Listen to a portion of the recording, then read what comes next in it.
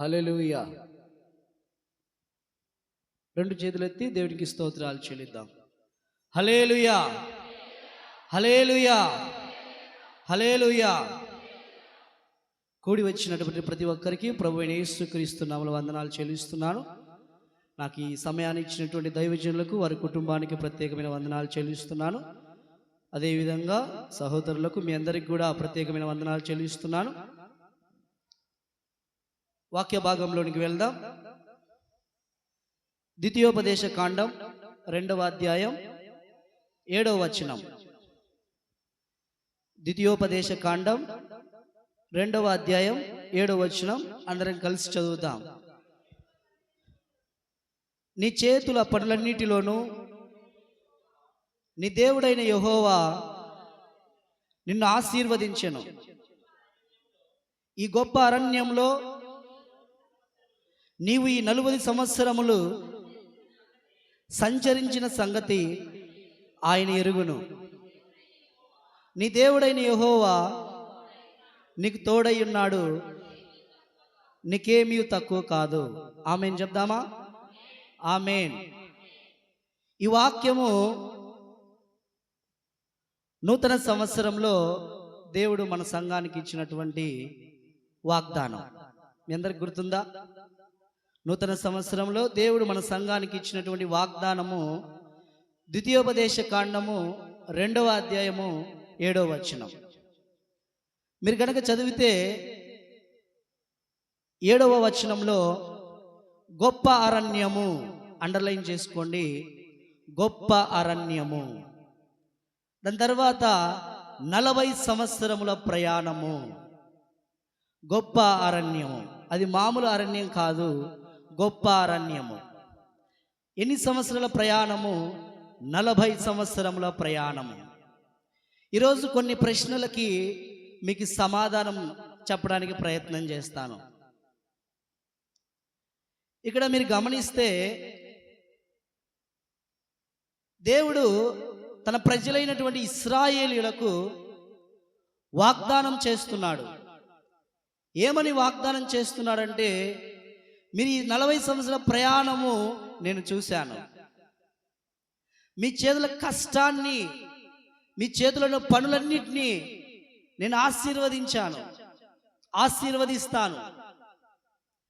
అదేవిధంగా ఈ 40 సంవత్సరాల ప్రయాణములో మీరు వెళ్ళినటువంటి ప్రతి ప్రయాణము, ప్రతి చోట నాకు తెలుసు, నీ దేవుడైన యెహోవా నీకు తోడై ఉన్నాడు. ఈ 40 సంవత్సరాల ప్రయాణములో నీకు ఏమీ తక్కువ కాకుండా ఆయన చూస్తాడని చెప్పేసి మోషే ద్వారా వాగ్దానం చేస్తున్నాడు. దేవుడు ఈరోజు మనందరితో మాట్లాడుతున్నటువంటిది ఏంటంటే, గొప్ప అరణ్యము. ఆ అరణ్యంలో ఏం జరిగింది? 40 సంవత్సరాల ప్రయాణము. 40 సంవత్సరాలు ప్రయాణం చేయడానికి కారణం ఏంటి? ఈ ప్రశ్నలన్నిటికీ కూడా మీకు సమాధానం చెప్పడానికి ప్రయత్నం చేస్తాను. 40 సంవత్సరాల ప్రయాణము ముగింపులో దేవుడు ఇశ్రాయేలుతో మాట్లాడుతున్నటువంటి మాట ఇది. 40 సంవత్సరాల ప్రయాణము ముగింపులో, మొదట్లో కాదు, 40 సంవత్సరాల ప్రయాణం అయిపోతున్నది అనగా దేవుడు ఇశ్రాయేలుతో మాట్లాడినటువంటి మాట. నెక్స్ట్ ఇంకొంచెం ఒక సంవత్సరంలో లేదా కొన్ని నెలల్లో మోషే మరణిస్తాడు అనగా దేవుడు మోషేతో మాట్లాడినటువంటి మాట ఈ మాట. అయితే ఇక్కడ మీరు ఆలోచించాలి, ఇశ్రాయేలీయులు 430 సంవత్సరాలు బానిసలుగా ఉన్నారు. ఇశ్రాయేలీయులు 430 సంవత్సరాలు బానిసలుగా ఉన్నారు. నేను ఆలోచించాను, ఇశ్రాయేలు 430 సంవత్సరాలు బానిసలుగా ఉండడానికి కారణం ఏంటి? వారు చేసినటువంటి తప్పేంటి? వారు తప్పు చేశారా, లేదా వాళ్ళ పితరులు తప్పు చేశారా? అసలు ఎందుకు ఈ బానిసంగా ఉండడానికి కారణం ఏంటి అని నేను ఆలోచించాను. నేను ఆలోచిస్తే నా ఆలోచనకి ఎక్కడ కూడా సమాధానం దొరకలేదు. నేను ఆదికాండం అంతా కూడా చదువుతూ వచ్చాను. ఈ రోజులలో కాదు, ఆ రోజులలో చదువుతూ వచ్చాను. నోవాహు కాలంలో జలప్రలయం వచ్చింది, వాళ్ళందరూ మరణించారు. దానికి ఒక కారణం ఉంది, జలప్రలయం రావడానికి కారణం ఉంది కాబట్టి జలప్రలయం వచ్చింది. మరి ఇశ్రాయేలీయులు బానిసలవడానికి కారణం ఏంటి? జలప్రలయం తర్వాత నోవాహు కుమారులైనటువంటి పుట్టినటువంటి ముగ్గురు కుమారులు షేము, హాము, యాపేతు కుమారుల నుంచి షేములో నుంచి అబ్రహాము వచ్చాడు. షేములో నుంచి అబ్రహాం వచ్చాడు. అబ్రహాం అంతా కూడా పరిశీలించాను. అబ్రహాం ఎక్కడ తప్పు చేశాడు? అబ్రహాం ఏమైనా తప్పు చేశాడా? అబ్రహాము ఎక్కడ తప్పు చేయలేదు. దేవుడు అబ్రహాంను ఆశీర్వదించాడు. ఓకే. తర్వాత అబ్రహాము కుమారుడు ఇస్సాకుని గురించి చదివాను. ఇస్సాకు ఏమైనా తప్పు చేశాడా? ఇస్సాకు ఎక్కడ తప్పు చేయలేదు. ఇస్సాకుని దేవుడు ఆశీర్వదించాడు. ఇస్సాకు కుమారుడైనటువంటి యాకోబు ఏమైనా తప్పు చేశాడా అని యాకోబు గురించి పూర్తిగా పరిశీలిస్తే యాకోబులో కూడా ఎక్కడా కనబడలేదు. సరే, తర్వాత వచ్చినటువంటి యోసేపు ఏమైనా తప్పు చేశాడంటే ఎక్కడ తప్పు కనబడలేదు. దేవుడు అబ్రహాంను ఆశీర్వదించాడు, ఇస్సాకును ఆశీర్వదించాడు, యాకోబును ఆశీర్వదించాడు, యోసేపును ఆశీర్వదించాడు. మరి ఎక్కడ తప్పు జరిగింది? ఇశ్రాయేలు బానిసలుగా వెళ్ళడానికి కారణం ఏంటి అని నేను ఆలోచిస్తున్నటువంటి సమయం అది కరోనా సమయం. ఆ సమయంలో పరిచర్యలో నేను కొత్తగా అడుగుపెట్టినటువంటి రోజులు అవి. పరిచర్య కొత్తగా నేర్చుకుంటున్నాను, నాకు తెలియదు. అప్పుడే కొత్తగా నేను పరిచర్యలో రావడము, వీళ్ళతో స్నేహం చేయడము, సహవాసము చేయడము. ఆ సమయంలో కరోనా టైంలో నేను ఖాళీగా ఉన్నాను. అప్పుడు అన్నని ఒక మాట అడిగాను. నేను మీ దగ్గర బైబిల్ నేర్చుకోవాలనుకుంటున్నాను అని అడిగాను అన్నని. నేను మీ దగ్గర బైబిల్ క్లాస్ నేర్చుకోవాలనుకుంటున్నాను అని అడిగా కరోనా సమయంలో. అయితే అన్న ఆ సమయంలో ఆ పరిచర్య చేసేటువంటి వాళ్ళల్లో యవనస్తులు ఎవరు లేరు. రాజు, కేఫా వాళ్ళు మాత్రమే ఉన్నారు, ఎవరు లేరు ఆ సమయంలో. అప్పుడే నేను కొత్తగా వచ్చాను. నేను అప్పుడు అన్నని అడిగాను, అన్న నేను మీ దగ్గర బైబిల్ నేర్చుకోవాలనుకుంటున్నాను, మరి మీకు ఏమేమి బైబిల్ గురించి తెలుసో అవన్నీ నాకు చెప్తే నేను కూడా బైబిల్ నేర్చుకుంటాను. బైబిల్ నేర్చుకోవాలని నాకు చాలా ఆశ, కాబట్టి మీ దగ్గర నేర్చుకోవాలనుకుంటున్నాను. నేను బైబిల్ ప్రొఫెసర్ అవ్వాలని నా కోరిక. పాస్టర్ కాదు కానీ బైబిల్ ప్రొఫెసర్ అవ్వాలని నా కోరిక. అంటే బైబిల్లో ఉన్నటువంటి ప్రతిదీ కూడా క్షుణ్ణంగా పరిశీలించి ఎక్కడ ఏం జరిగినా కూడా, బైబిల్లో ఏం జరిగినా కూడా దానికి సమాధానం చెప్పాలి నేను. అది నా కోరిక. ఎందుకంటే ప్రతిసారి కూడా మేము నడుచుకుంటూ వస్తున్నటువంటి సమయంలో, నేను రాజేష్ నడుచుకుంటూ వస్తున్న సమయంలో ప్రశ్నలు వేసుకుంటాం. ఎందుకంటే బైబిల్లో ఏది కూడా గుడ్డిగా నమ్మడానికి నేను ప్రయత్నం చేయను. ఇది దేవుని కార్యము అని చెప్పి కొట్టేయడానికి వీల్లేదు. నేను అలా కొట్టేయను.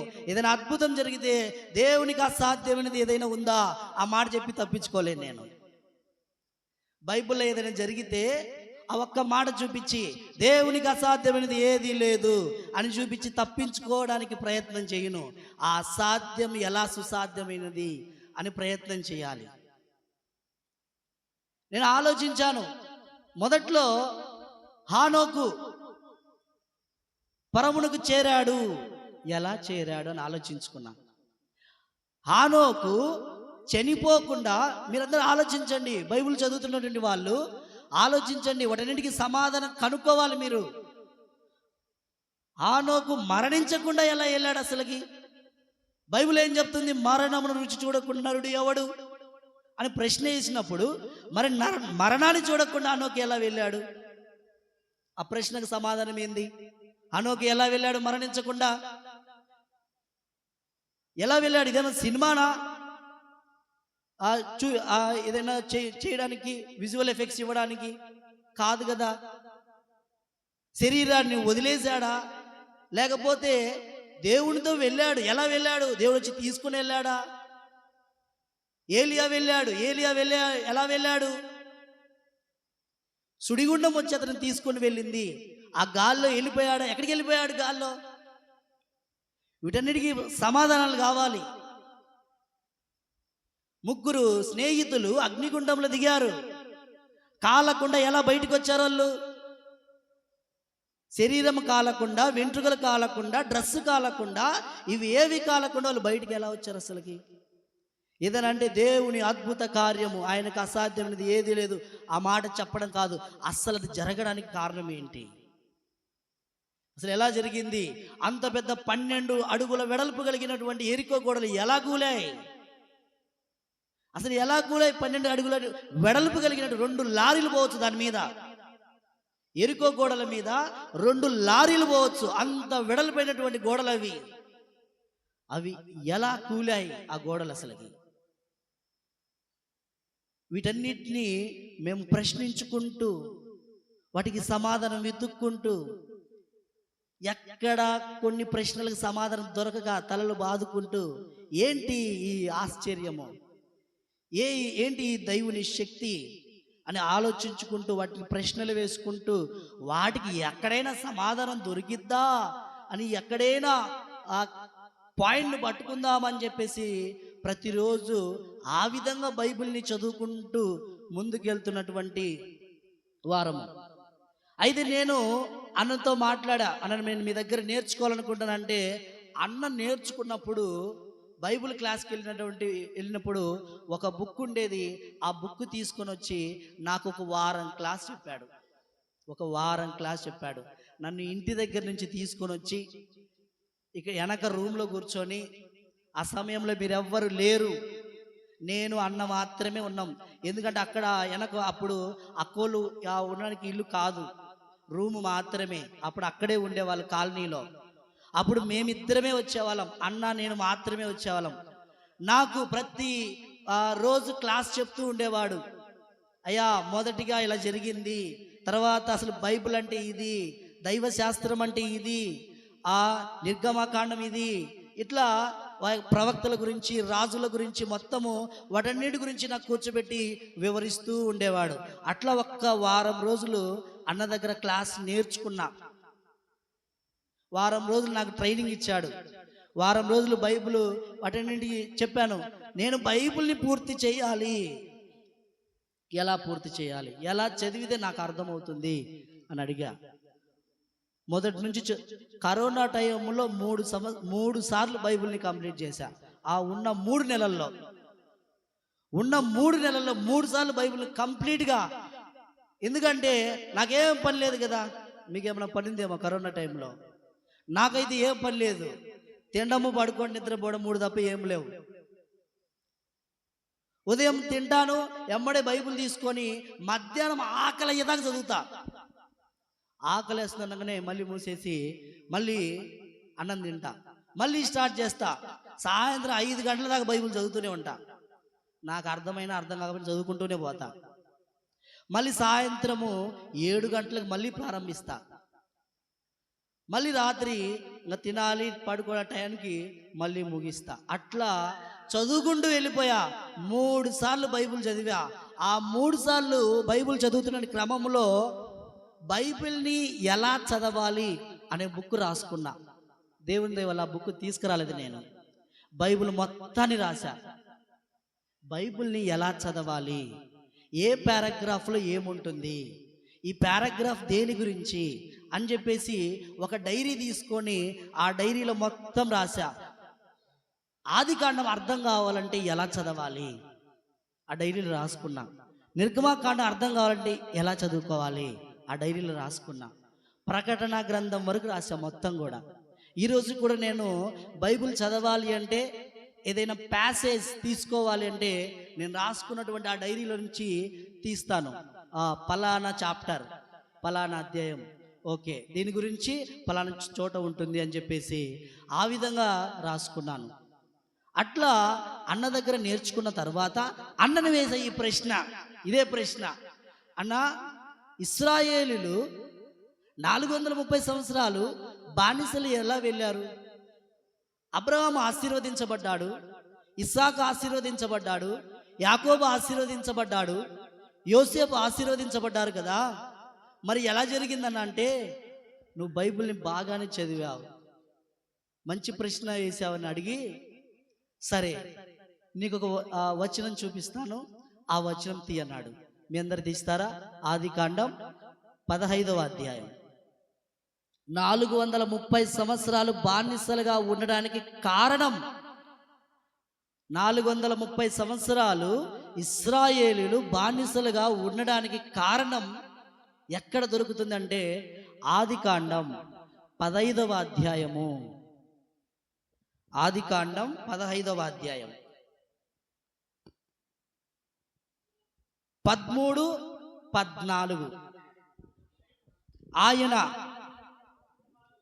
చదువుతున్నాను వినండి, నీ సంతతి వారు తమది కాని పరదేశమందు నివసించి ఆ దేశపు వారికి దాసులుగా ఉందురు. అమ్మా ఇటు చూస్తారా? ఏం చదివానంటే ఇప్పుడు నీ సంతతి వారు తమది కాని పరదేశమందు నివసించి ఆ దేశపు వారికి దాసులుగా ఉందురు. దాని తర్వాత అంటాడు, వారు 400 ఏళ్ళు వీరిని శ్రమ పెట్టుదురు. ఇక్కడ దేవుడు అబ్రహాంకి ఒక ప్రవచనం చెప్తున్నాడు. అబ్రహాం, తర్వాత నీ సంతతి వారు పొరుగు దేశంలో దాసులుగా ఉంటారు. 400 సంవత్సరాలు పొరుగువారు నీ సంతతి వారిని శ్రమ పెట్టుదురు. ఇక్కడ చెప్పినటువంటి మాట నిర్గమకాండం 1వ అధ్యాయంలో నెరవేరింది. హల్లెలూయా. 430 సంవత్సరాలు బానిసలుగా ఉండడానికి కారణం ఎక్కడ అంటే ఇక్కడ అబ్రహాముతో దేవుడు ఒక ప్రవచన రూపంలో చెప్తున్నాడు, నీ సంతతి వారు బానిసలుగా ఉంటారు. ఎందుకు అయ్యా బానిసలు అంటే దానిపైన ఉంటుంది, చదువుకోండి. 9వ వచనం 10, 11, 12లో ఉంటుంది. ఓకేనా? తర్వాత చదువుకోండి. కాబట్టి ఇక్కడ 430 సంవత్సరాలు వాళ్ళు బానిసలుగా ఉండడం జరిగింది. అయితే ఇక్కడ 430 సంవత్సరాలు బానిసలుగా ఉన్నప్పుడు ఈ 400 సంవత్సరాలు వాళ్ళు చాలా కష్టాలు అనుభవించారు. 400 సంవత్సరాలు వాళ్ళు చాలా శ్రమలు అనుభవించారు. ఎందుకంటే వాళ్ళు ఇటుకలు తయారు చేయాలి, స్వహస్తాలతో ఇటుకలు తయారు చేయాలి, అక్కడ ఉన్నటువంటి పట్టణాలు కట్టాలి. అక్కడ ఉన్నటువంటి అధికారులు వీరిని చాలా చిత్రహింసలు పెట్టారు. చాలా వాళ్ళు మానసికంగా చిత్రహింసలు పడ్డారు, శారీరకంగా చిత్రహింసలు పడ్డారు. అయితే నిర్గమకాండం 3వ అధ్యాయం 7లో దేవుడు అంటాడు, చదవండి. నిర్గమకాండం 3వ అధ్యాయము 7లో వారు ఆ విధంగా చిత్రహింసలు పడుతున్నప్పుడు, నానా బాధలు పడుతున్నప్పుడు 3వ అధ్యాయం 7లో యెహోవా ఇట్లనెను, నేను ఐగుప్తులోనున్న నా ప్రజల బాధను నిశ్చయముగా చూచితిని. పనులలో తమను కష్టపెట్టు వారిని బట్టి వారు పెట్టిన మొరను వింటిని, వారు దుఃఖములు నాకు తెలిసే ఉన్నవి. దేవుడు అంటున్నాడు, వారు ఆ విధంగా శ్రమలు పడుతున్నప్పుడు, బాధలు పడుతున్నప్పుడు, కష్టాలు పడుతున్నప్పుడు దేవుడు అంటున్నాడు, వారి మొరను నేను విన్నాను, వారి శ్రమలను నేను చూశాను అని దేవుడు ఆలోచించి అప్పుడు తన సేవకుడైనటువంటి మోషేను దేవుడు ఏర్పరచుకొని ఎన్నుకొని పిలుచుకొని, రా, నా ప్రజలైనటువంటి ఇశ్రాయేలీయులు ఐగుప్తులో బానిసలుగా ఉన్నారు, వారు కష్టాలు పడుతున్నారు, ఇబ్బందులు పడుతున్నారు, వారు శ్రమల్లో ఉన్నారు, వారిని విడిపించాలని చెప్పేసి మోషేతో మాట్లాడినప్పుడు అప్పుడు మోషే తన ప్రయాణాన్ని మొదలుపెట్టాడు ఐగుప్తు నుంచి కనానుకు.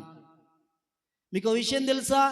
ఐగుప్తు నుంచి కనానుకు రావడానికి 40 సంవత్సరాలు పట్టింది. 40 సంవత్సరాలు పట్టింది. నేను ఆలోచించాను, ఐగుప్తు నుంచి కనానుకు ఎంత దూరం అని నేను ఆలోచిస్తే 400 నుంచి 480 కిలోమీటర్లు. ఐగుప్తు నుంచి కనానుకు 400 నుంచి 480 కిలోమీటర్లు పడుతుంది. ఇన్ని కిలోమీటర్లు నడవడానికి 40 సంవత్సరాలు ఎలా పట్టింది అని ఆలోచించాను. ఎందుకు 40 సంవత్సరాల ప్రయాణం సాగించారు వాళ్ళు? మీరు నడుచుకుంటూ వెళ్తే 15 రోజుల్లో కనాను చేరొచ్చు. ఐగుప్తు నుంచి కనానుకు వెళ్ళడానికి నడుచుకుంటూ వెళ్తే 15 రోజుల్లో కనానుకు చేరొచ్చు. కానీ వాళ్ళు 40 సంవత్సరాలు పట్టింది. కనానుకు వెళ్ళడానికి 2 దారులు ఉన్నాయి. అక్కడ ఐగుప్తు నుంచి కనానుకు వెళ్ళడానికి 2 దారులు ఉన్నాయి. ఒకటి ఫిలిస్తీయుల దేశం నుంచి వెళ్ళొచ్చు, ఇంకోటి అరణ్య మార్గంలో వెళ్ళాలి. అదేంటి షార్ట్ కట్లో ఎందుకు వెళ్ళలేదు వాళ్ళు? ఫిలిస్తీయుల దేశం వైపు ఎందుకు వెళ్ళలేదు? అప్పుడే అలసి సొలసి ఉన్నటువంటి ఈ ప్రజలు ఫిలిస్తీయుల వైపుకి వెళితే అక్కడ యుద్ధాలు జరుగుతున్నటువంటి ప్రాంతం అది. వీళ్ళకి యుద్ధం రాదు, వీళ్ళు భయపడతారని అదొకటి. ఇంకోటి రీజన్ ఉంది, ఇటువైపుకి వాళ్ళు రావడానికి ఇంకొక రీజన్ ఉంది. ఏంటి ఆ రీజన్? ఎందుకు 40 సంవత్సరాల ప్రయాణం పట్టింది అని ఆలోచిస్తే సంఖ్యాకాండం 13వ అధ్యాయం. ఆడుకుండే వాళ్ళు ఆడుకోండి, వినేవాళ్ళు వినండి.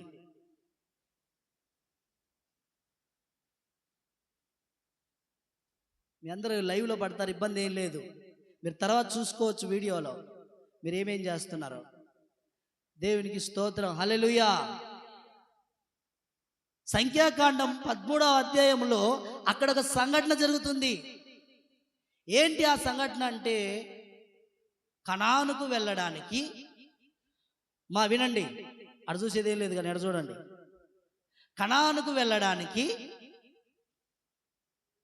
మోషే 12 మందిని సిద్ధపరిచి, తమ్ముడు మీరందరూ వెళ్ళి కనాను దేశానికి వెళ్ళి అక్కడ ఉన్నటువంటి పరిసర ప్రాంతాలు, అక్కడ ఉన్నటువంటి ప్రజలు, అక్కడ ఉన్నటువంటి ఆ పరిసర ప్రాంతాలు అన్ని పరీక్షించి తెలుసుకొని రండి అని చెప్పేసి 12 మందిని పంపించాడు.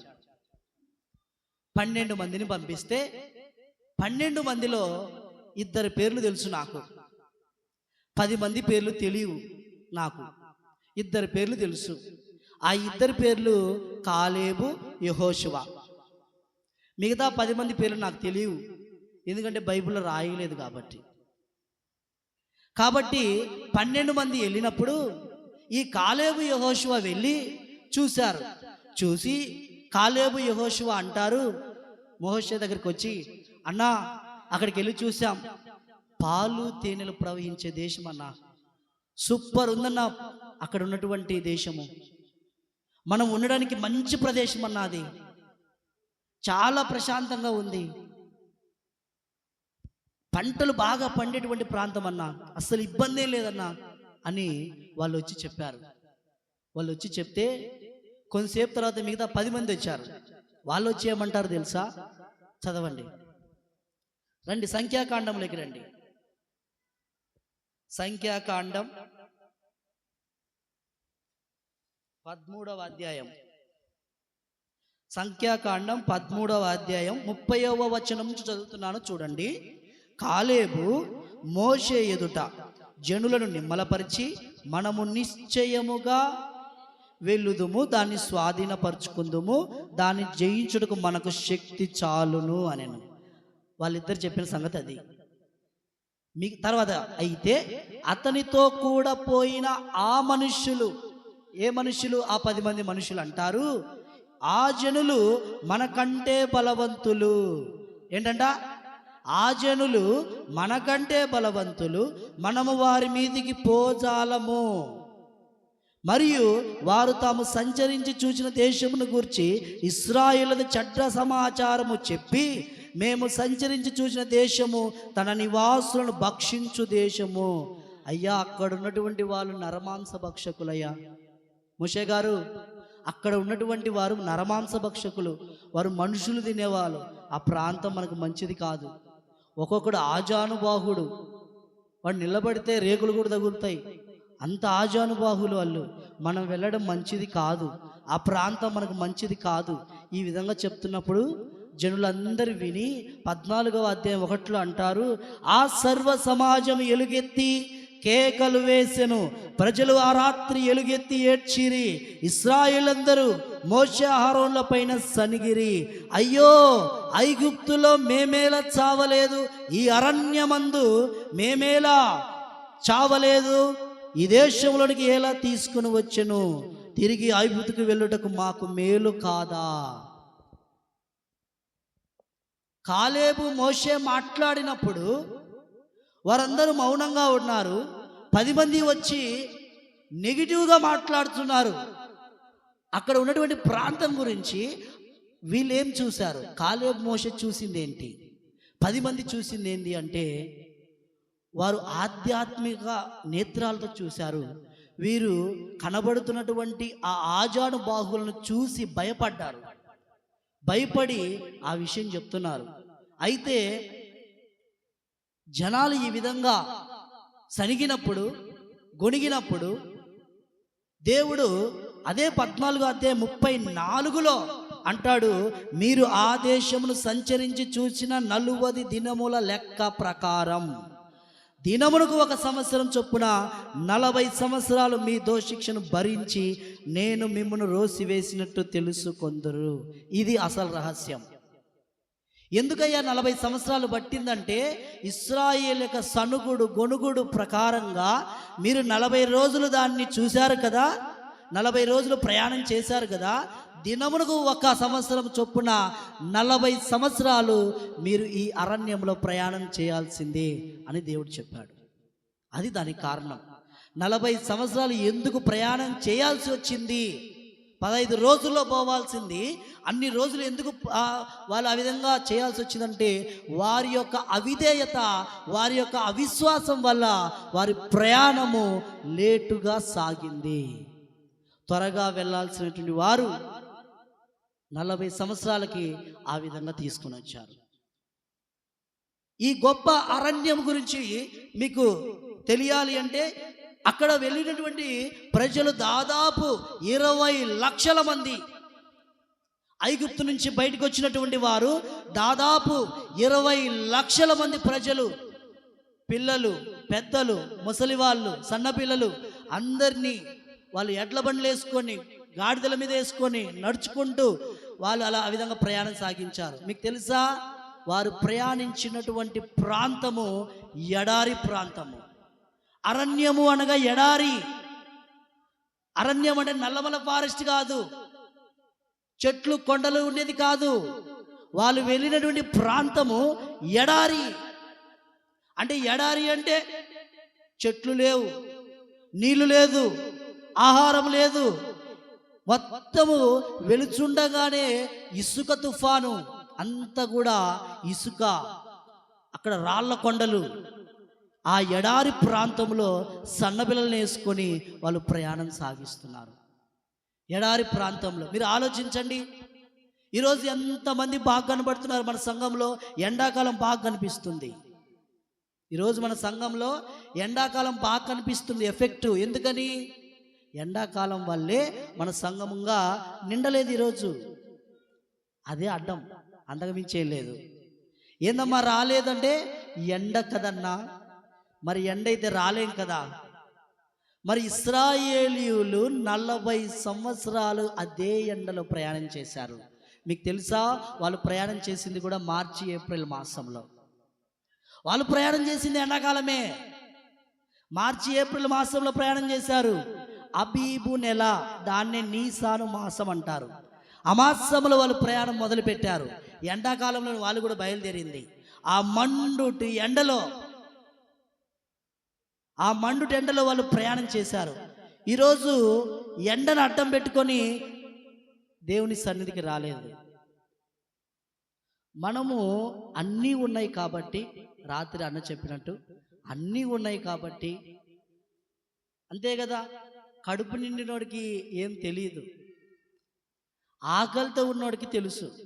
కడుపు నిండినోడు ఏదైనా మాట్లాడతాడు, ఏది మాట్లాడినా చెల్లిద్ది.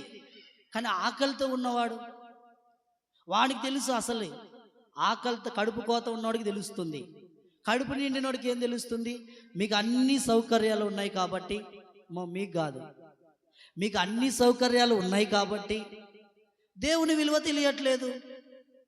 నాకేమి ఇల్లుంది, కట్టుకోవడానికి బట్టలు ఉన్నాయి, తినడానికి తిండి ఉంది, పని చేసుకోవడానికి పని ఉంది, ఇంకేం కావాలి అని ఆలోచిస్తున్నటువంటి ప్రజలు ఈ రోజులలో.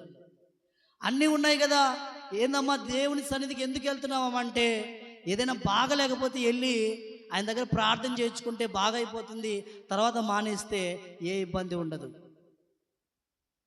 అని ఈ రోజులలో అలాగే ఉన్నారు. 100లో 10 మంది మాత్రమే నేను దేవుని సన్నిధి చేరాలి అనే ఆశ కలిగి దేవుని సన్నిధికి వస్తున్నటువంటి వారిలో 100లో 10 మంది మాత్రమే. మిగతా 90 మంది ఎందుకు వస్తున్నారో వారికి మాత్రమే తెలుసు, దేవునికి కూడా తెలుసు వాళ్ళు ఎందుకు వస్తున్నారు. నామమాత్రంగా ఆదివారం కదా దేవుని సన్నిధికి వెళ్ళాలి, ప్రార్థన చేయించుకోవాలి, వాక్యం వినాలి అని నామమాత్రమే కాదు, మనల్ని దేవుడు ఏర్పరిచినప్పుడు, దేవుడు మనల్ని ఎన్నుకున్నప్పుడు, ఈ అరణ్య ప్రయాణంలో వాళ్ళు ఎలాగైతే ముందుకు సాగారో మన ప్రయాణం కూడా అలాగే ముందుకు సాగాలి. హల్లెలూయా. ఎండైనా, కష్టమైన, నష్టమైన, బాధ అయినా, బరువైనా ఈ 40 సంవత్సరాలు వాళ్ళు ప్రయాణం ఎలా సాగించారు, మనం కూడా ఆయన వచ్చేంత వరకు మన ప్రయాణాన్ని సాగించాలి. హల్లెలూయా, హల్లెలూయా. నిద్రపోతున్న వాళ్ళు హల్లెలూయా చెప్పండి. ఎవ్వరు నిద్రపోవట్లేదు, దేవునికి స్తోత్రం, హల్లెలూయా. మరి అలా ఉంటుంది, ఎవ్వరు నిద్రపోవట్లేదు. పైన చెమట కారుతుంటే నిద్ర ఎట్ట వస్తుంది, రాదు కదా. మీరందరూ అలర్ట్గా ఉన్నారు కదా, రైట్. దేవుడు ఈ 40 సంవత్సరాల ప్రయాణములో ఇశ్రాయేలీయులను ఆ నడిపించినటువంటి విధానము గనక మనం చూస్తే ఏం నేర్చుకున్నారు 40 సంవత్సరాల ప్రయాణంలో ఇశ్రాయేలీయులు? 40 సంవత్సరాలు దేవునితో ప్రయాణం చేశారు కదా, 40 సంవత్సరాలు దేవుడు వారితో ఉన్నాడు కదా. మళ్ళీ 40 సంవత్సరాలు ఏం నేర్చుకున్నారు ఇశ్రాయేలీయులు? వారి నుంచి మనం ఏం నేర్చుకోవాలి? ఈ ఆత్మీయ ప్రయాణం ఇది. ఇశ్రాయేలులకు అరణ్య ప్రయాణమే అయినా ఆధ్యాత్మికంగా ఆలోచిస్తే దేవుడు వారికి పాఠాలు నేర్పించుతున్నటువంటి సమయం అది. ఆ 40 సంవత్సరాల్లోనే దేవుడు వారికి పాఠాలు నేర్పించింది. బయటికి తీసుకొచ్చిన తర్వాతనే, లోకములో నుంచి మనందరము దేవుని సన్నిధిలోనికి వచ్చిన తర్వాతనే దేవుని పాఠాలు నేర్చుకునేది. దేవుని సన్నిధికి బయట ఉంటే దేవుడు మనకి ఏం నేర్పించడానికి లేదు. మనం ఎప్పుడైతే దేవుడు లోకములో నుంచి తన ఆశ్చర్యకరమైన వెలుగులోకి నడిపించాడో అక్కడి నుంచి మన ఆత్మీయ ప్రయాణం అనేటువంటి మొదలవుతుంది. ఈ ఆత్మీయ ప్రయాణములో మనం ఏం నేర్చుకున్నాం? మారుమనసు పొందామా? మన ప్రయాణము 10 సంవత్సరాలు, మన ప్రయాణం 20 సంవత్సరాలు, సీనియర్లు అయితే 40 సంవత్సరాలు, మనందరం జూనియర్స్ కాబట్టి 20-30 అయ్యి ఉండొచ్చు బహుశా. కొంతమంది సీనియర్ సిటిజన్స్ ఉంటారు కదా, వాళ్ళ ప్రయాణం 40 సంవత్సరాలు అయ్యి ఉండొచ్చు దేవునితో. మరి ఈ 40 సంవత్సరాల ప్రయాణములో, 30 సంవత్సరాల ప్రయాణములో మరి దేవుని దగ్గర మనం ఏమి నేర్చుకున్నాం? ఆ మొదట్లో ఉన్నటువంటి భక్తే ఇంకా కలిగి ఉన్నామా? లేదా ఈ ఆత్మీయ ప్రయాణంలో దేవుని దగ్గర మనం ఏమైనా నేర్చుకున్నామా? మారు మనసు పొందామా? రక్షణ పొందామా? బాప్తిజం తీసుకున్నామా? అన్నా మారు మనసు పొందాం, రక్షణ పొందాం, బాప్తిస్మం తీసుకోలేదు ఇంకా. మీకు విషయం తెలుసా?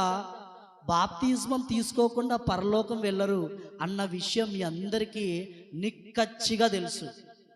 వెళ్తారా వెళ్ళరా అంటే మీరందరూ సమాధానం వెళ్ళరు అని వెంటనే ఆన్సర్ చేస్తారు. అని తెలిసి కూడా, సమాధానం తెలిసి కూడా, వెళ్ళవు అని తెలిసి కూడా బాప్తిస్మం తీసుకోకుండా ఉండడానికి నిర్లక్ష్యం చేస్తున్నామంటే అది మన నిర్లక్ష్యమే కదా. నీకు సమాధానం తెలుసు నువ్వు పరలోకం వెళ్ళవని, అయినా కూడా నువ్వే తీసుకోవట్లేదు. సమాధానం తెలిసిన నువ్వే నిర్లక్ష్యం చేస్తున్నావు. బాప్తిస్మం తీసుకోకపోతే ఏం జరిగిద్ది అంటే, ఒక పరీక్ష రాయడానికి మనము అప్లికేషన్ పెట్టుకోవాలి. హాల్ టికెట్ కావాలి. ఆ హాల్ టికెటే బాప్తిస్మం. హాల్ టికెట్ లేకపోతే నేను పరీక్ష రాస్తాను, నువ్వు ప్రిపేర్ అయినా కూడా ఏం లాభం లేదు. అన్న నేను ప్రిపేర్ అయ్యాను, 3 సంవత్సరాలు బాగా చదువుకున్నాను, నేను ఎగ్జామ్ రాయబోతున్నాను, మరి నువ్వు ఎగ్జామ్కి కావాల్సినటువంటి ఫీజు కట్టావా? అడ్మిట్ కార్డు వచ్చిందా? హాల్ టికెట్ వచ్చిందా? అంటే అది మర్చిపోయానన్నా. మరి ఇప్పుడు నా పరిస్థితి ఏంది? ఎత్తిపోదల పథకమే. అంతే మరి. ఇన్ని సంవత్సరాలు నువ్వు కష్టపడిన నీ ప్రయాస అంతా కూడా బాప్తిస్మం తీసుకోకపోతే ఆ గులకమ్మేంగా చివరికి. అదేందన్న అలా అంటావు? మరి ఇంత కష్టపడి నేను ఇన్ని సంవత్సరాల ప్రయాణం చేసి దేవుని సన్నిధికి వచ్చి ప్రతి ఆదివారం దేవుని సన్నిధికి వస్తున్నాను, కానుకలు ఇస్తున్నాను, అన్నకు సహకరిస్తున్నాను, అన్న ఏం చెప్తే అది చేస్తున్నాను, బాప్తిస్మం ఒక్కటే కదా నేను తీసుకోలేదు అంటే మరి అదే కదా. అది తీసుకుంటేనే నువ్వు వెళ్తావక్క అని 10 సార్లు చెప్పినప్పుడు, అక్క నీకు హాల్ టికెట్ ఉంటేనే పరీక్ష రాస్తావు, నీకు అడ్మిట్ కార్డు ఉంటేనే పరీక్ష రాస్తావు అని చెప్పినప్పుడు అయినా కూడా నువ్వు కార్డు తీసుకోకుండా ఏ ధైర్యంతో ముందుకెళ్ళావు? నువ్వు ఏ ధైర్యంతో నువ్వు ఈ ప్రయాణాన్ని కొనసాగించావు? నేను మరలా చెప్తున్నాను, బాప్తిస్మం తీసుకోకపోతే గేటు కూడా దాటరు. అది విషయం అక్కడ. నువ్వు అట్టనే ఉంటావు, లేపబడవు, అందరు ఎత్తబడేటప్పుడు నువ్వు కేకలేస్తుంటావు. ఆలోచించండి. ఇన్నిసార్లు చెప్తున్నప్పుడు అమ్మ బాప్తిస్మం తీసుకోవాలంట, తీసుకుంటే కష్టాలు వస్తాయంట. మొన్న నా ముందే అంటుంది, అన్న కష్టాలు వస్తాయట కదా అందుకే నేను తీసుకోవట్లేదు అన్నట్టుంది. అంటే దాన్ని ఆ విధంగా మలిచారు కొంతమంది. ఎవరు అంటే సీనియర్ విశ్వాసులు ఆ విధంగా మార్చారు దాన్ని. కొత్త విశ్వాసులు కాదు, సీనియర్ విశ్వాసులు.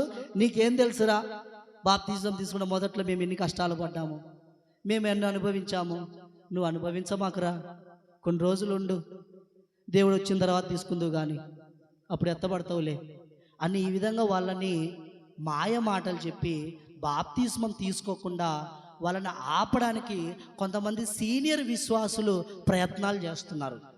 అది అక్కడ జరిగినటువంటి విషయం. మరి ఈ అరణ్య ప్రయాణంలో మనం ఏమి నేర్చుకోవాలంటే, ఒకటి, దేవుని మీద ఆధారపడాలి. ఏంటి? దేవుని మీద ఆధారపడాలి. ఇశ్రాయేలీయులు 40 సంవత్సరాల ప్రయాణములో ఎడారిలో నీళ్లు లేవు, ఆహారం లేదు, చంటి పిల్లలు ఉన్నారు. వాళ్ళు ఎలా పోషించబడ్డారు? వాళ్ళు ఎలా నడిచారు? దేవుని తోడు వారికి ఉండడం వల్ల, దేవుని మీద ఆధారపడడం వల్ల వాళ్ళ ప్రయాణం కొనసాగింది. హల్లెలూయా.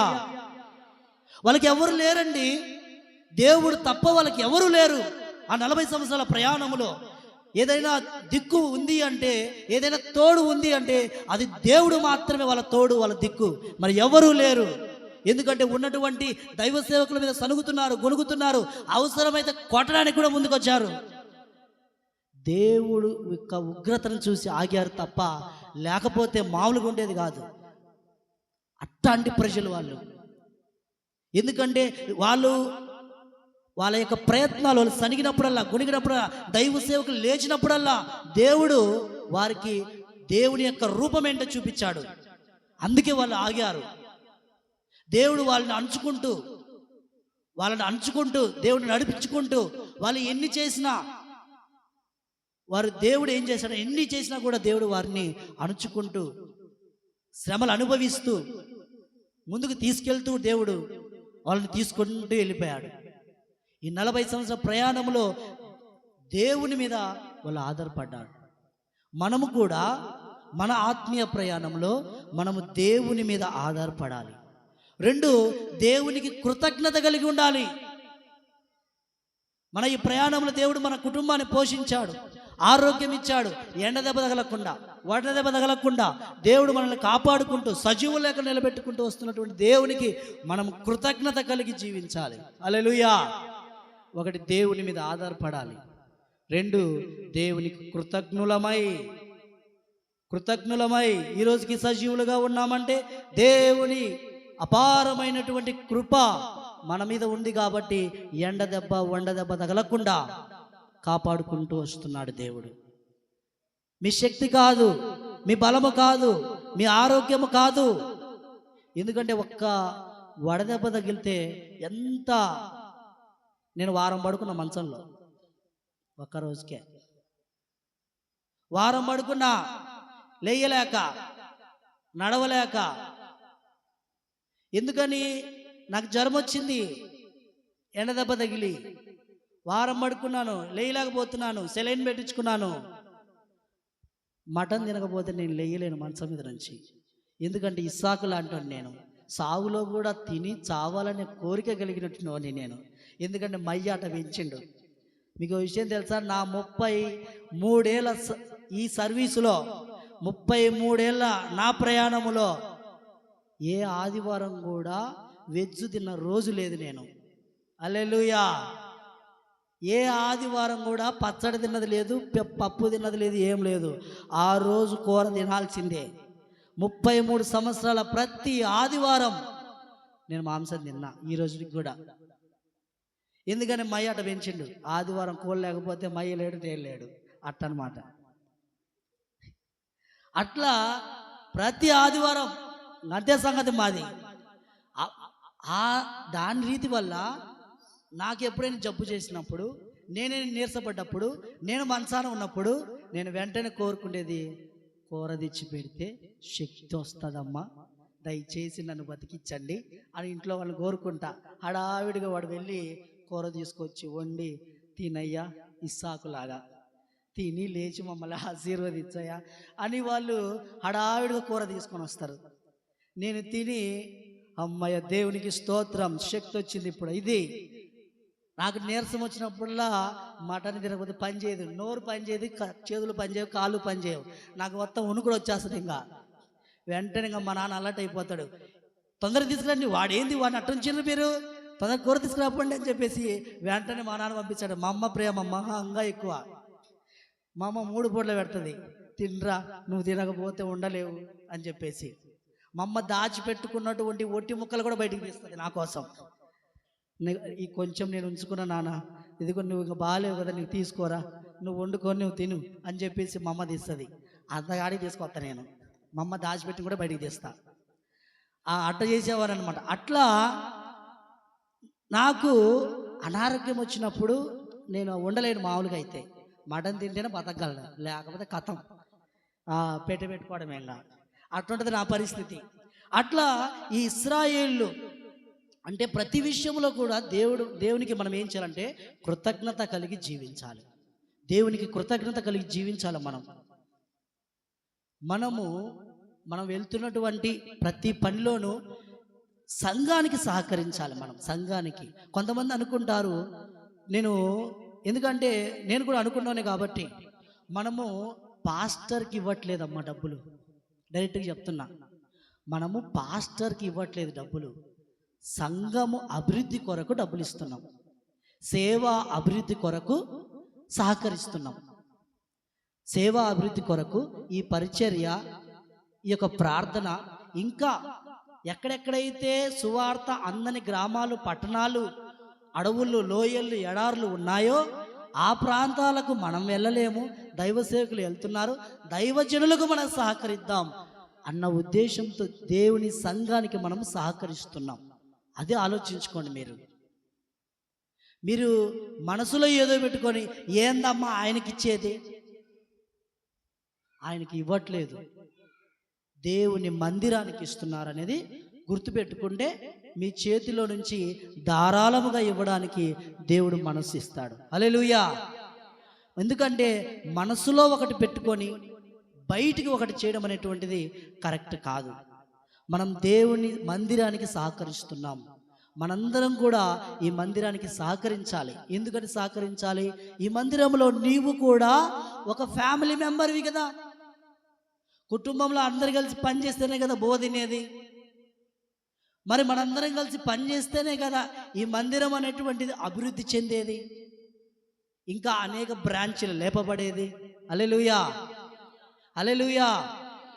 మీ అందరూ ప్రార్థన చేస్తారు, దేవా అనేక బ్రాంచ్లు లేపబడాలయ్యా, అనేక బ్రాంచ్లు లేపబడాలయ్యా, నేనైతే డబ్బులు ఇవ్వనయ్యా, పక్కనోడు చదివిపించయ్యా, నేనైతే డబ్బులు ఇవ్వనయ్యా, వాడు చదివిపించయ్యా, అదిగో వెనకున్న వాళ్ళు ఉన్నారయ్యా, అదిగో ముందున్న వాళ్ళయ్యా, వాళ్ళు బాగా సౌండ్ పార్ట్ అయ్యా, వాళ్ళ చేత లేపయ్యా, అయ్యా వాళ్ళని పిలిపించి, నేనైతే ఇయ్యనయ్యా, నా వల్ల కాదయ్యా. ప్రార్థన చేసేదేమో మందిరాన్ని అభివృద్ధి చెయ్యయ్యా, నేనైతే డబ్బులు ఇయ్యనయ్యా, మనం మెలకుండయ్యా అంటే దేవుడు. ఏందిరా నీ ప్రార్థన? నీ వంతుగా సహకరిస్తానని ప్రార్థన చేస్తే అమ్మాయ ఈడు 2 విధాలుగా ఉన్నాడు, వీడు ప్రార్థన చేస్తున్నాడు, సహకరిస్తున్నాడు అని చెప్పేసి దేవుడు నీ ప్రార్థన ఆలకిస్తాడు. అయ్యా నేనైతే ప్రార్థన చేస్తున్నానయ్యా, నేనైతే సహకరించలే, నా కాళ్ళు లేవయ్యా. లేనోళ్ళు ఎవరు లేరు కదా. రాత్రి చెప్పినట్టు మీరల్లో లేనోళ్ళు ఎవరైనా ఉన్నారా? 3 పూటలు తింటున్నాం కదా, తింటున్నా లేదా? ఒక పూట తింటున్నారా? మీరల్లో ఒక పూట తినేవాళ్ళు ఎవరు? దేవునికి స్తోత్రం. 3 పూటలు తింటున్నాం కదా దేవుని దయ వల్ల. మరి సంఘానికి సహకరించాలి మనం. అదేవిధంగా దేవుని మనం ఏదైనా ప్రార్థన చేసినప్పుడు దేవుని సమయం కొరకు వెయిట్ చేయాలి. పాస్టర్ మీద సనక్కూడదు. ఆమెకు ప్రార్థన చేసిండు, వెంటనే స్వస్థ కలిగింది. నేను 3 వారాలు చెప్తున్నా, మరి ప్రార్థన చేస్తుండో లేదా ఆయన? ఆమె నా కళ్ళ ముందే చేసిండు, 10 నిమిషాలు చేసిండు, నాకేమో చేయి పెట్టి తీసేసిండు. ఇదేం ప్రార్థన? ఇట్టాలన్నీ ఉన్నారు, నేను చూసిన.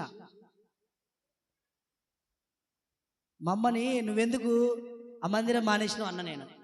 ఆయన ఊరికి చేయి పెట్టి తీసేస్తుండ్రా, అందుకే రాజన్న కాడికి పోతున్నా అన్నది. కథం. ఇదే అడిగిన, నువ్వెందుకు ఆ మందిరం మానేసి ఇడిగిపోతున్నావు అంటే చేయి పెట్టి తీసేస్తుండు. రాజు అనేది గంటలు చేస్తాడు ప్రార్థన. దేవుడికి స్తోత్ర, హల్లెలూయా. అందుకే ఇడిగిపోతున్నావు అన్న నేను. మరి రాజు అనేది ఎంత ప్రేమగా చూస్తాడు, ఎంతసేపు చేస్తాడు, ఎంతసేపు మాట్లాడతాడు. మరి ఆయన ఏంది చేయి పెట్టి తీసేసిండు. అయిపోయా.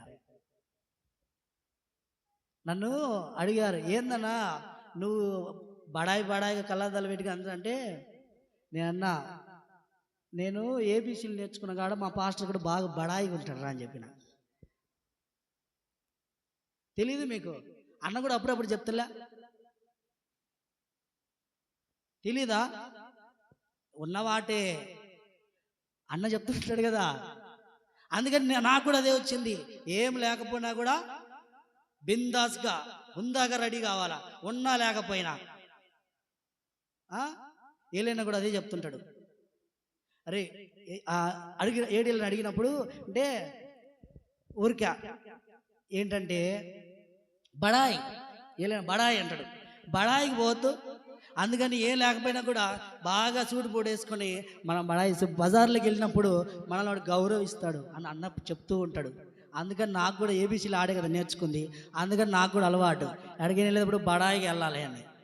ఎందుకని? వాస్తవమే కదా. బజార్లోకి వెళ్ళినప్పుడు ఊరికి వెళ్ళిన మనకు వాడి మనల్ని గౌరవించడం కూడా గౌరవించడు. ఎట్లా వెళ్ళిననుకో నేను ఇన్సర్ట్ చేసుకొని కళ్ళద్దలు పెట్టుకెళ్ళి లేచి నిలబడతాడు అట్టనే. ఎందుకని? నా కాడ ఏం లేదు, నా సోకును చూసి నిలబడతాడు. అంతే, ఎబ్బో ఆఫీసులో వచ్చినట్టుంది అనుకోని ఏమన్నది ఆడ. అట్లా ఉంటుంది పరిస్థితి. కాబట్టి దేవుడు మనం ప్రార్థన చేసేటప్పుడు దేవుడు మన ప్రార్థన ఆలకిస్తాడని విశ్వాసంతో నమ్మకంతో ముందుకెళ్ళాలి. చివరిగా దేవుడు మనకు తోడై ఉంటే, దేవుడు మనకు తోడుగా ఉంటే అరణ్య ప్రయాణంలో దేవుడు వారికి ఏమీ తక్కువ లేకుండా చేశాడు. అరణ్య ప్రయాణంలో దేవుడు వారికి ఏ లోటు లేకుండా చేశాడు. అన్నం కావాలంటే మన్నా ఇచ్చాడు, అయ్యా నీళ్లు కావాలంటే నీళ్ళు ఇచ్చాడు, మాంసం కావాలంటే మాంసం ఇచ్చాడు. ప్రతి విషయంలో తోడుగా ఉండి మీకేం తక్కువ కాకుండా చూసుకున్నాను, మీకేం తక్కువ కాకుండా, మీకు ఏ లోటు లేకుండా నేను చూసుకుంటా అని చెప్పేసి 40 సంవత్సరాల ప్రయాణంలో దేవుడు వారికి తోడుగా ఉండి వారి ప్రయాణాన్ని కనానుకు చేర్చాడు దేవుడు. అలాగే మన ప్రయాణంలో కూడా దేవుడు మనకు తోడుగా ఉంటాడు. మన ప్రయాణం కూడా సుభిక్షంగా జరుగుతుంది. మనం కూడా కానాను చేరాలి, పరలోకం అనేటువంటి కానాను చేరాలి. దేవుడు ఎప్పుడైతే మనం దేవుని యందు విశ్వాసం ఉంచి నమ్మకం ఉంచి ఆయన సహవాసములో ఉండి ఆయన తోడును కోరుతామో, సహవాసం ప్రతిరోజు ప్రార్థనలు జరుగుతున్నాయి. ప్రార్థన చేయాలనుకుంటే రండి, ప్రతిరోజు ప్రార్థనలు జరుగుతున్నాయి. ప్రార్థన చేయాలి అనుకుంటే మీరు రండి, కలిసి ప్రార్థన చేద్దాం, సంఘాన్ని అభివృద్ధి చేసుకుందాం. దేవుడి మాటలు దీవించును గాక. ఆమేన్. Praise the lord. షార్ప్ పెట్టి అమ్మయ్య అయిపోయిందా? ఎంత సంతోషమో.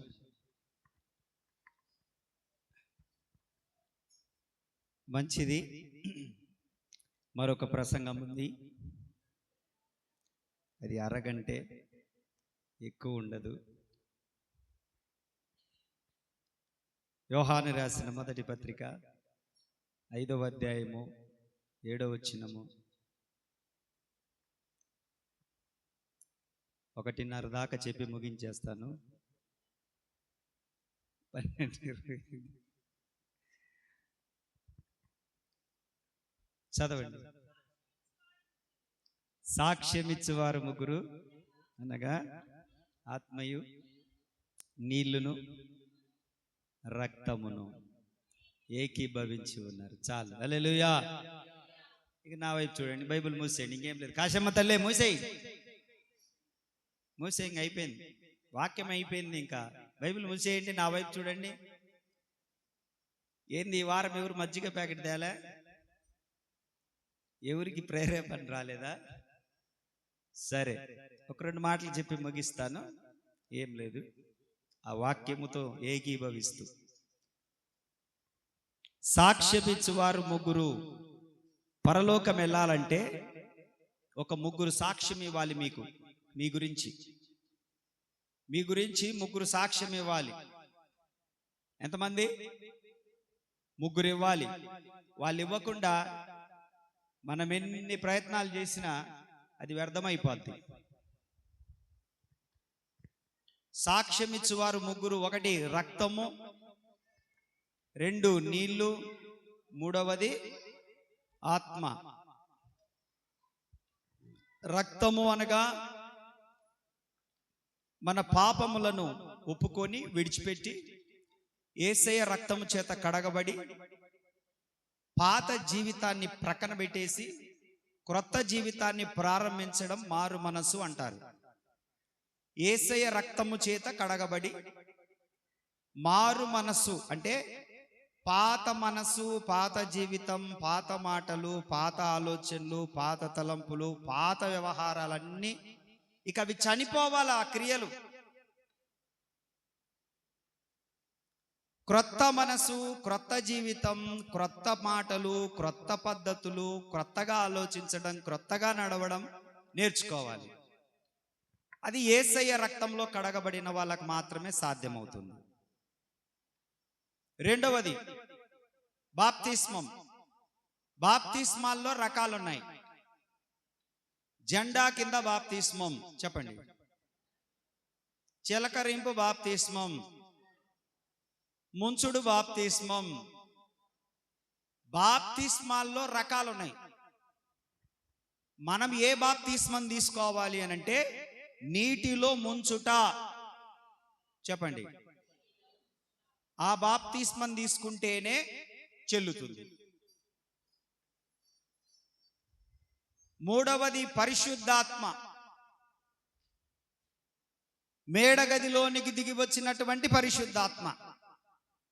కాబట్టి మారు మనసు పొందినటువంటి వారు, బాప్తిస్మం తీసుకున్నటువంటి వారు పరిశుద్ధాత్మను ఆసక్తితో ఆపేక్షించాలి. పరిశుద్ధాత్మను పొందాలి.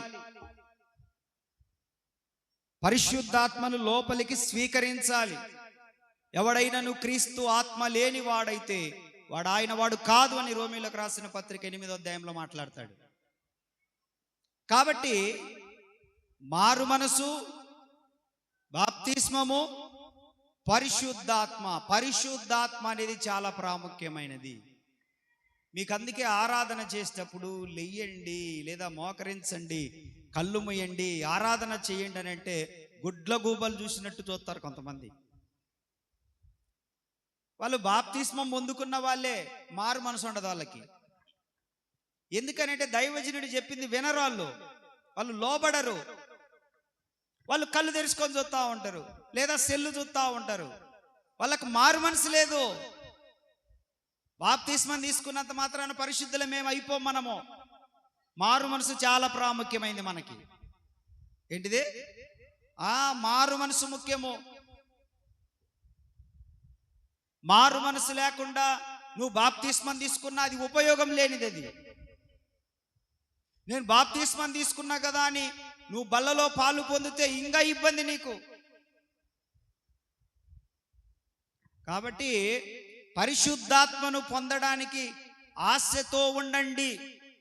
మీలో చాలా మంది పరిశుద్ధాత్మ లేదు మీకు. మీరు పరిశుద్ధాత్మ పొందకపోతే మీరు ఎత్తబడరు. పరిశుద్ధాత్మను పొందాల్సిందే. మీకు భక్తి ఉంది, దేవుని భయం ఉంది, మంచిదే. మారు మనసు పొందారు, మంచిదే. బాప్తిస్మం తీసుకున్నారు, మంచిదే. కానీ ఏమి కలిగి ఉండాలి మనము? పరిశుద్ధాత్మను, ఆత్మలో ఆనందించాలి. పరిశుద్ధాత్ముడా నాపైకి దిగిరా, నన్ను తాకు, నాలోనికి రా, నన్ను నింపు అని ఆహ్వానించాలి. అప్పుడు ఆ ఆశను చూసి, ఆసక్తిని చూసి దేవుడు యావేలు గ్రంథములో చేసినటువంటి వాగ్దానాన్ని 2వ అధ్యాయంలో చదవద్దు. యావేలు గ్రంథములో 2వ అధ్యాయంలో చేసిన వాగ్దానం, అంత్య దినములలో నా ఆత్మను కుమ్మరించేదననే వాగ్దానము మన పట్ల నెరవేరుస్తాడు. ఎవరి పట్ల అంటే ఆశతో ఎదురు చూసిన వారి పట్ల నెరవేరుస్తాడు ఆయన. కొంతమంది యవ్వన బిడ్డల మధ్యలో వాళ్ళు అసలు కళ్ళు మూసుకోరు, వాళ్ళు చప్పట్లు కొట్టరు. అక్కడ నేను గమనిస్తూ ఉంటాను, అన్నీ గమనిస్తూ ఉంటా. పేర్లు ఎందుకులే, బాధపడతారు మళ్ళీ.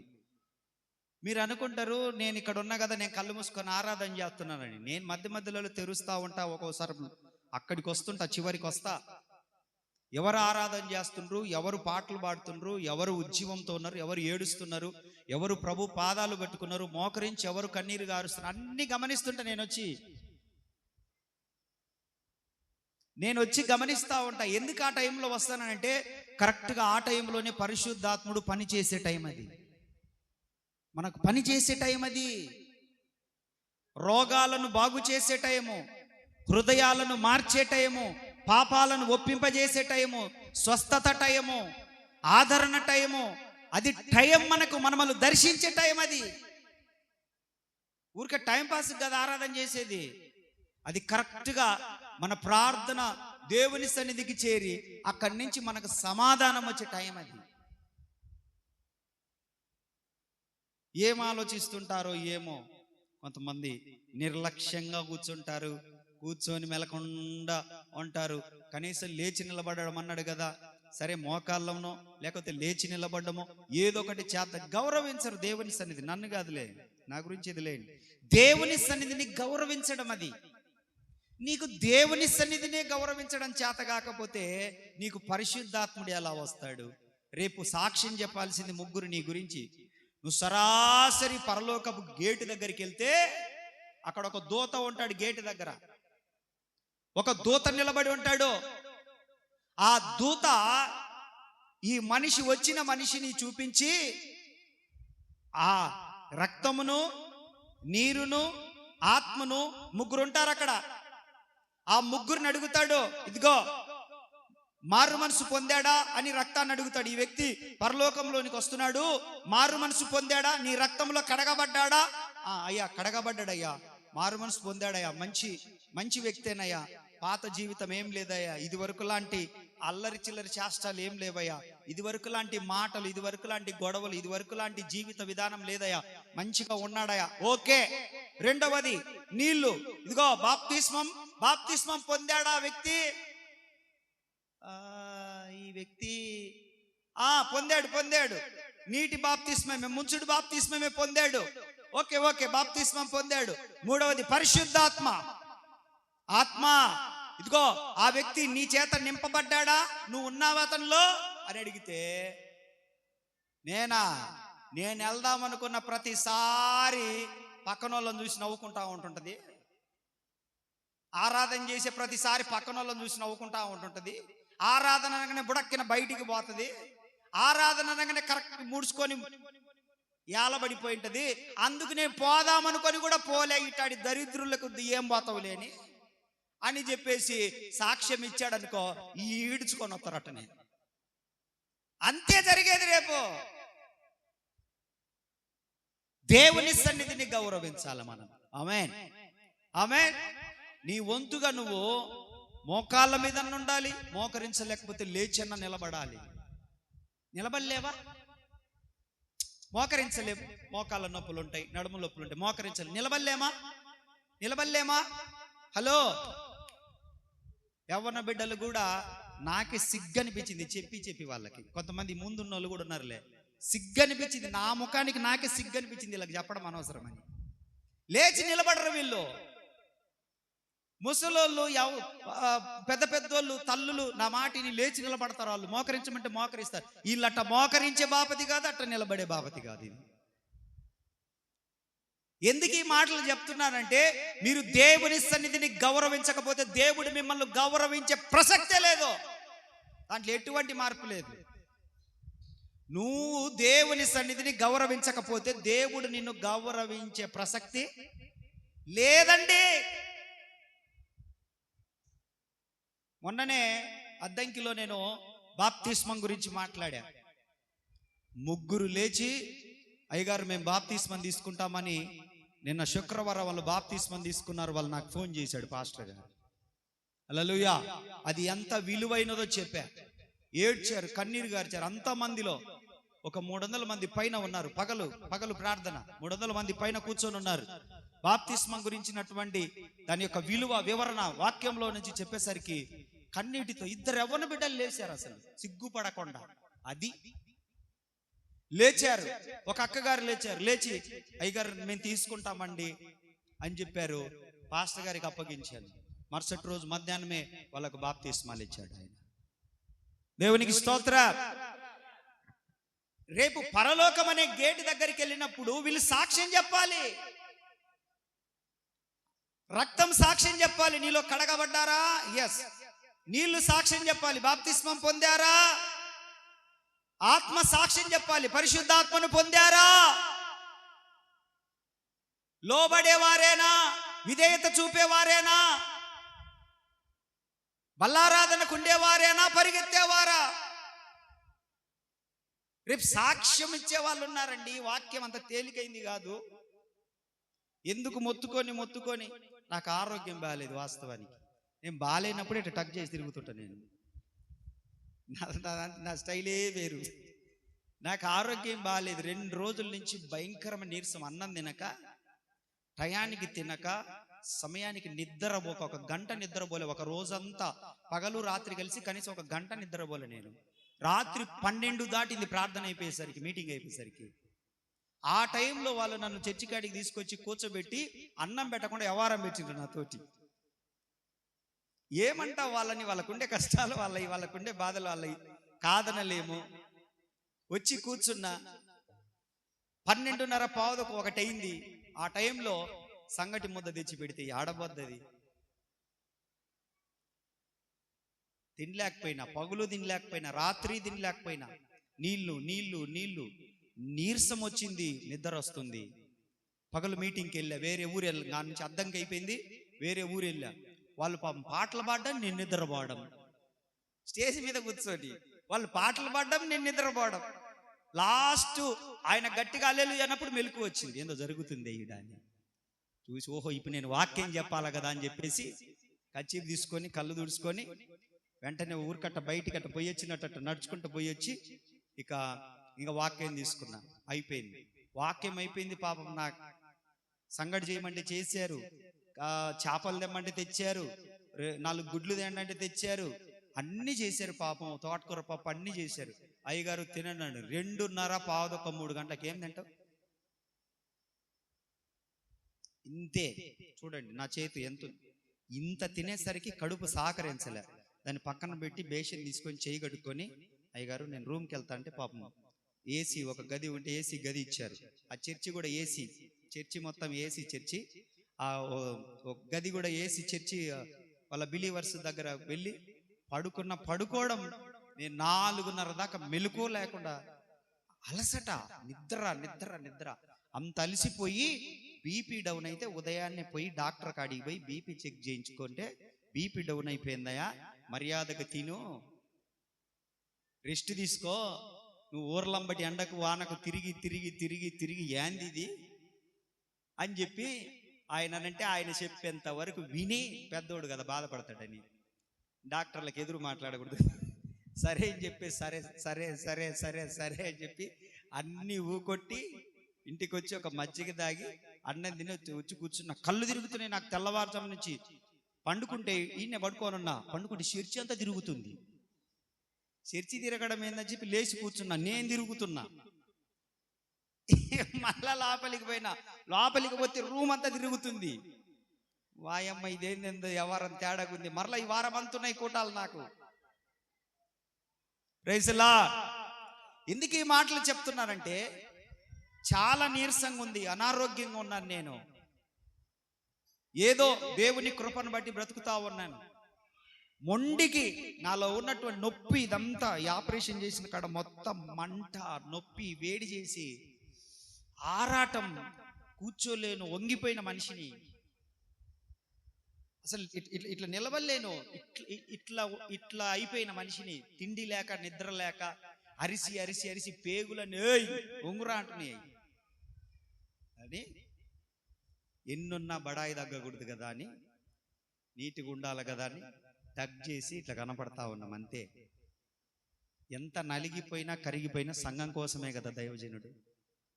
హల్లెలూయా. ఏముంటది సంఘం కోసం? సంఘం వెలిగించబడాలంటే సేవకుడు కరిగిపోతూ ఉండాలి.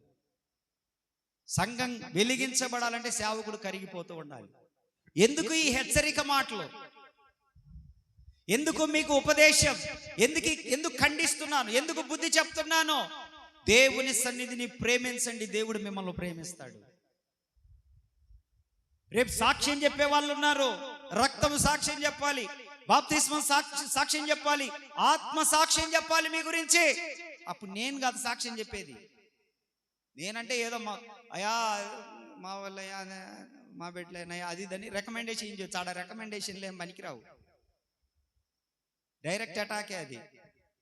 కాబట్టి మనము పరిశుద్ధాత్మను తప్పకుండా పొందే స్థాయిలో మన ఆధ్యాత్మిక జీవితాన్ని ముందుకు సాగిపోదాం. ఆమేన్. కాబట్టి మారు మనసు పొంది బాప్తిస్మం ఇంకా ఎవరు పొందలేదో వారు బాప్తిస్మం పొందండి. ఈ సంవత్సరం బాప్తిస్మం పొంది పరిశుద్ధాత్మ అనుభవంలో ఉంటే ప్రభువు ఎప్పుడు వచ్చినా సరే, ఆయన రెండవ రాకడ ఉంది కదా, ఆయన మధ్యాకాశమునకు వచ్చినప్పుడు కడబూర స్వరం వినపడినప్పుడు మనందరం కూడా ఎత్తబడతాం. దేవుడి మాటలు దీవించునుగాక. చిన్న ప్రార్థన చేస్తాను, కళ్ళు మూసుకొనండి.